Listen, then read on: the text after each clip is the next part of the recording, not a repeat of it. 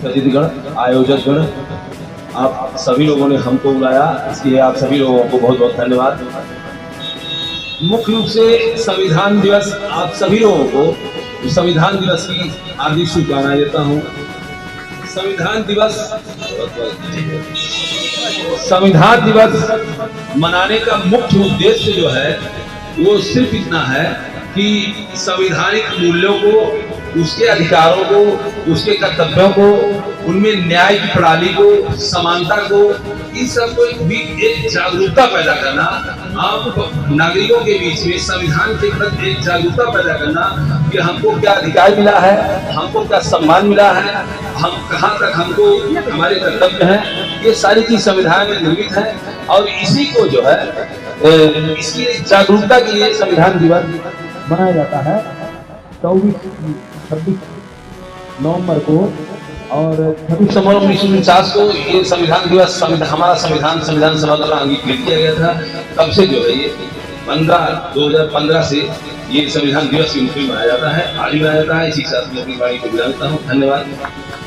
पीड़िता की बात हुआ कि जिस संविधान से देश चल रहा है, बहुत बहुत धन्यवाद।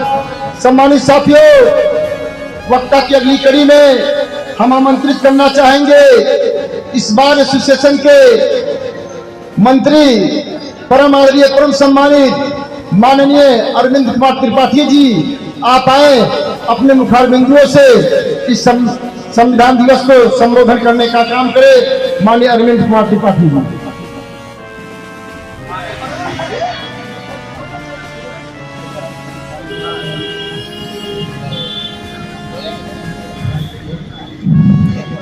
मंच पर उपस्थित हमारे एसएफसी माननीय अध्यक्ष जी बार एसोसिएशन अम्बेडकर नगर, हमारी कार्यकारिणी की सदस्य उषा बौद्ध जी, हमारे वरिष्ठ अधिवक्ता दयाराम निषाद जी, सुनील यादव जी, हमारे बार के अनिल वर्मा जी, साहब अली साहब, बाबू जी, यहाँ पर उपस्थित हमारी बहनें, सामने बैठे आरसी बाबू, तमाम त्रिलोकी बाबू, नीरज त्रिपाठी जी, श्री राम विमल जी, मनीष शर्मा जी, यहाँ पर उपस्थित तमाम हमारे बार एसोसिएशन के सम्मानित वरिष्ठ और कनिष्ठ सदस्यगण, आज संविधान दिवस के इस शुभ अवसर पर हम आप सबको बहुत बहुत बधाई देते हैं।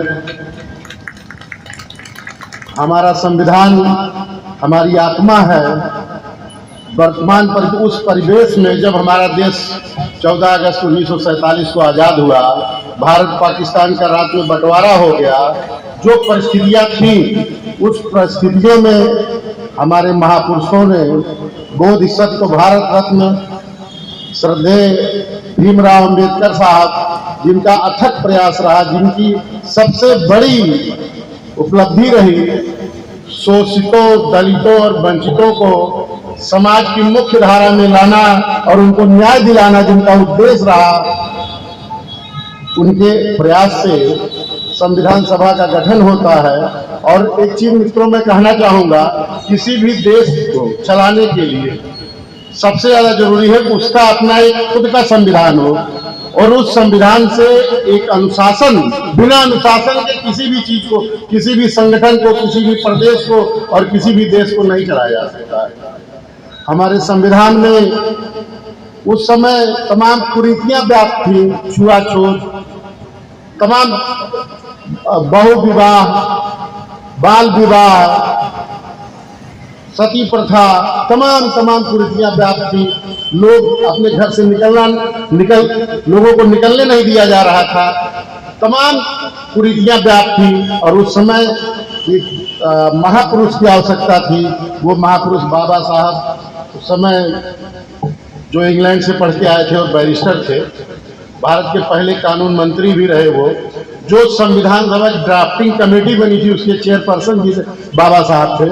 और आज एक संविधान बना जिसको हम अधिवक्ताओं के लिए तो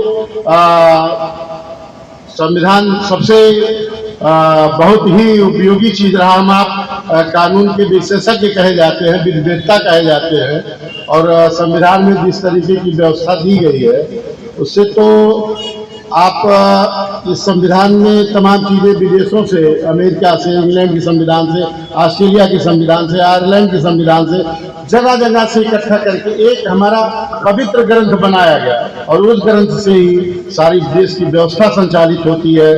हमारे अध्यक्ष जी ने बताया कि 2 साल 11 महीना 18 दिन में ये संविधान बन के जो है तैयार हुआ था और इसको 26 नवंबर 1949 को संविधान सभा द्वारा अंगीकृत किया गया था और पूर्णतः संविधान 26 जनवरी 1950 को लागू हुआ। और आज हम संविधान दिवस के इस अवसर पर अपने सभी भाइयों, सभी अनुजों, सभी अपने वरिष्ठ जन, गुरुजन और मंच पर उपस्थित सभी सम्मानित सदस्यों का तहे दिल से शुक्रगुजार करते हैं कि आपने मुझे इस लायक समझा और इस मंच से बोलने का मौका दिया। अपनी बात को समाप्त करते हुए एक बार पुनः संविधान दिवस की बहुत बहुत बधाई आप लोगों की।